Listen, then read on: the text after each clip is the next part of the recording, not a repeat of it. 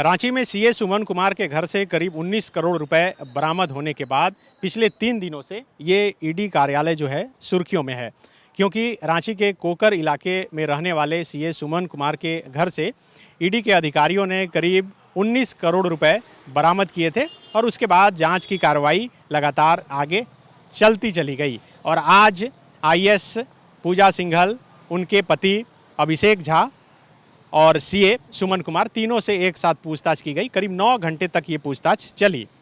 दरअसल ये पूरा मामला आपको समझना बेहद ज़रूरी है, क्योंकि अब जो पैसे की बरामदगी हुई है 19 करोड़ रुपए एक साथ, जिसे गिनते गिनते गिनने वाली मशीन भी कई बार ख़राब हो गई, इसे समझना ज़रूरी है। सबसे पहले तो आपको इतना क्लियर हो जाना चाहिए कि अभी जो मुख्यमंत्री हेमंत सोरेन को खान जो ये माइंस आवंटन का जो मामला है उससे जुड़ा हुआ ये मामला नहीं है। ये मामला बहुत पुराना है। बहुत पुराना समझने से पहले आपको करीब 2.5 महीने पीछे जाना होगा। 2.5 महीने पहले केंद्र सरकार ने सभी राज्यों के राज्यपाल से आईएएस और आईपीएस अधिकारियों की एक सूची मांगी थी। राज्य सरकार ने राज्यपाल रमेश बैस को 4 आईएएस अधिकारियों की सूची भेजी थी, जिसमें कि जो नाम था वह सड़क निर्माण विभाग के सचिव सुनील कुमार, एटीआई निदेशक श्रीनिवासन और आईटी निदेशक मनोज कुमार के साथ साथ रांची के डीसी छवि रंजन का नाम शामिल था। लेकिन इसमें आईएएस पूजा सिंघल का नाम कहीं पर नहीं था।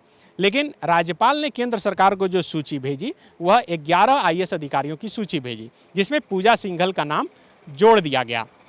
लेकिन इस सूची के बाद ये कार्रवाई नहीं हुई। दरअसल ये कार्रवाई बहुत पुराने एक मामले, जब पूजा सिंघल खूंटी में डीसी थी, उस वक्त मनरेगा में घोटाला हुआ था और इंजीनियर राम विनोद सिन्हा को एसीबी ने गिरफ्तार किया था। जब एसीबी ने राम विनोद सिन्हा से पूछताछ शुरू की तो राम विनोद सिन्हा ने एसीबी को बताया था कि जो पैसे दिए जाते हैं उसमें कट मनी डीसी को भी जाता है, और उस वक्त डीसी पूजा सिंघल थी और पूजा सिंघल का नाम उसी वक्त आया था। उस वक्त बीजेपी की सरकार थी, अर्जुन मुंडा मुख्यमंत्री थे झारखंड में, और अर्जुन मुंडा ने फिर विभागीय जांच का आदेश दिया था और पूजा सिंघल के खिलाफ जांच हुई थी। जांच जो है उस वक्त आईएएस अधिकारी जो महिला थी निधि खरे, उन्होंने की थी और अपनी जांच में उन्हें पूजा सिंघल को दोषी पाया था। उसके बाद फिर 3 आईएएस की एक कमेटी बनाई गई एपी सिंह के नेतृत्व में।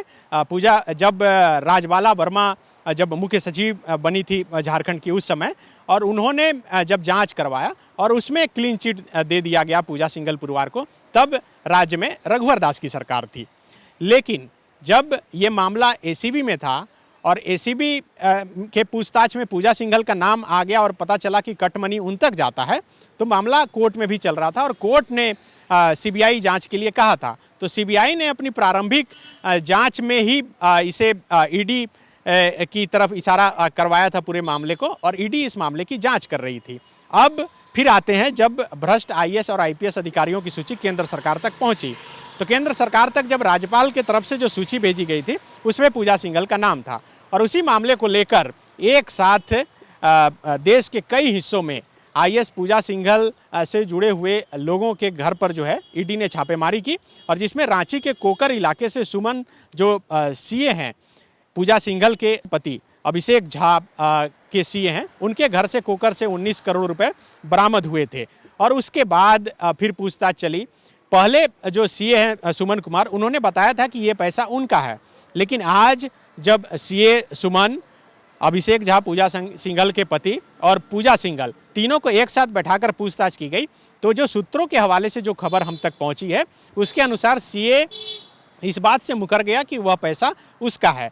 करीब 9 घंटे तक आज इस ईडी कार्यालय में आईएएस पूजा सिंघल, उनके पति अभिषेक झा और सीए सुमन के साथ पूछताछ की गई, एक साथ अलग अलग कमरे में बैठाकर। ये झारखंड के इतिहास में पहली बार हुआ कि किसी ईडी कार्यालय में आईएएस अधिकारी को 9 घंटे तक लगातार बैठाकर पूछताछ की गई। जो जानकारी हम तक पहुंची है उसके अनुसार कल भी पूछताछ जो है जारी रह सकती है। पूजा सिंघल जब अंदर गई थी और अभी जब 9 घंटे बाद बाहर निकली तो उनके चेहरे के रंग उड़े हुए थे, जो साफ बता रहे थे कि ईडी के कई उलझन भरे सवाल में वह पूरी तरह से उलझ चुकी है। जो कुछ भी जवाब दी उसे बाकायदा यहाँ पर नोट किया गया है। कई बार जो जानकारी निकलकर सामने आई कि तीनों को एक साथ बैठाकर भी पूछताछ किया गया और अलग अलग भी पूछताछ किया गया। अब इस मामले में आगे क्या होता है यह देखना होगा। लेकिन इस बीच झारखंड में राजनीति पूरी तरह से गर्म है। जैसे ही ईडी की छापेमारी शुरू हुई, चूंकि पूजा सिंघल उद्योग विभाग की सचिव है, खान विभाग की सचिव है, इसलिए इस मामले को जोड़ा गया मुख्यमंत्री हेमंत सोरेन से। क्योंकि आपको पता है कि इस वक्त हेमंत सोरेन खुद घिरे हुए हैं।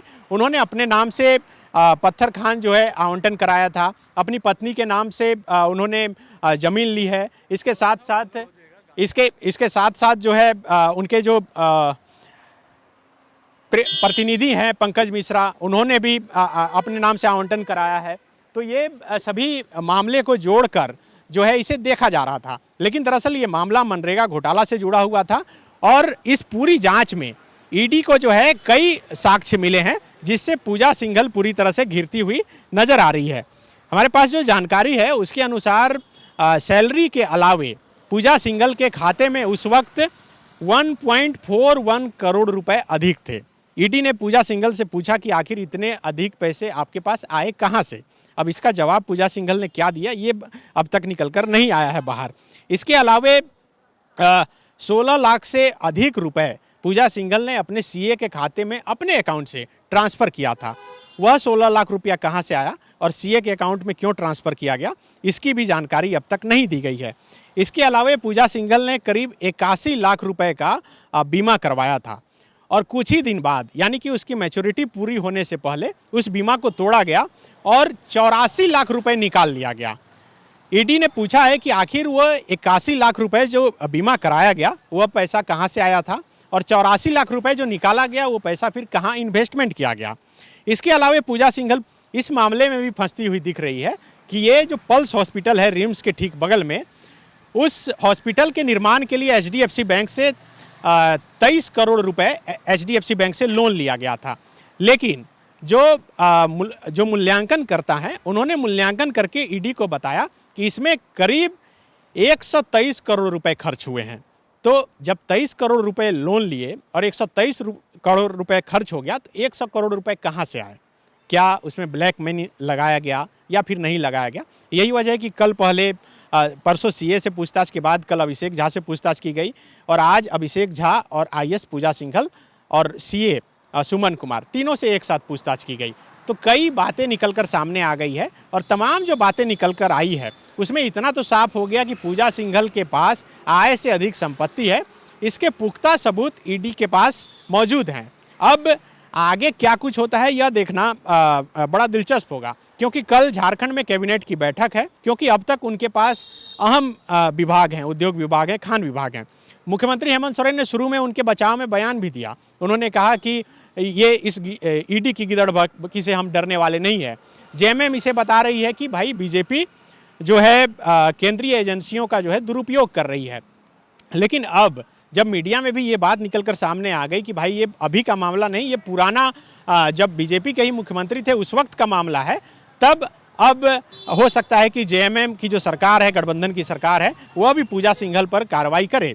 लेकिन एक आईएएस अधिकारी पर कार्रवाई करने के लिए सेंट्रल से भी बहुत परमिशन लेना पड़ता है, इनकी जो संस्था है उससे भी परमिशन लेना पड़ता है। तो अब आगे क्या जो है फॉर्मेलिटीज़ है वह पूरा करना होता है, वह देखना बड़ा दिलचस्प होगा। आज जब 9 घंटे तक, चूँकि पहले बताया गया कि 7 बजे तक छोड़ दिया जाएगा, जब 8 बज गया और उसके बाद भी पूजा सिंघल और उनके पति अभिषेक झा को नहीं छोड़ा गया, तब यह चर्चा हुई कि हो सकता है कि दोनों को डिटेन कर लिया गया हो। लेकिन डिटेन नहीं किया गया, इसलिए क्योंकि जिस गाड़ी से दोनों आए थे उसी गाड़ी पर बैठकर दोनों यहाँ से निकले हैं। अब ये बताया जा रहा है कि कल भी दोनों से पूछताछ होगी। अब क्या होगा, कल क्या कुछ बातें निकल कर सामने आती है, यह भी देखना बड़ा दिलचस्प होगा। लेकिन हाँ, जिस तरह से आईएएस आईपीएस अधिकारियों की केंद्र सरकार ने सूची मंगाई थी, आपको यह भी जानना बेहद जरूरी है कि झारखंड में इस वक्त 131 आईएएस और 111 आईपीएस अधिकारी हैं और उसमें से 11 आईएएस और आईपीएस अधिकारियों की सूची जो है केंद्र तक राज्यपाल ने भेजी थी, जिसमें कि पूजा सिंघल का नाम था, रांची डीसी छवि रंजन का भी नाम है।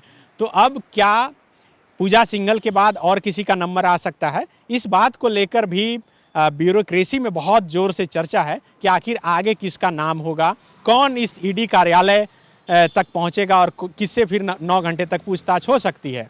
यह भी आपको जानना बेहद ज़रूरी है कि यह जो ईडी कार्यालय है यह भी एक भ्रष्टाचार की इमारत है।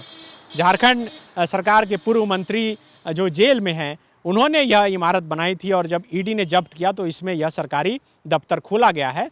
और नियति को देखिए क्या मंजूर है। इसी भ्रष्टाचार की इमारत में एक और भ्रष्टाचार की कहानी लिखने के लिए ईडी आईएएस पूजा सिंघल, उनके पति और सीए से आज देर रात तक पूछताछ की। शुक्रिया।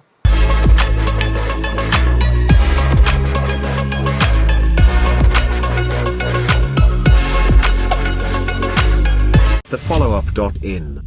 Like, share, and subscribe. www.thefollowup.in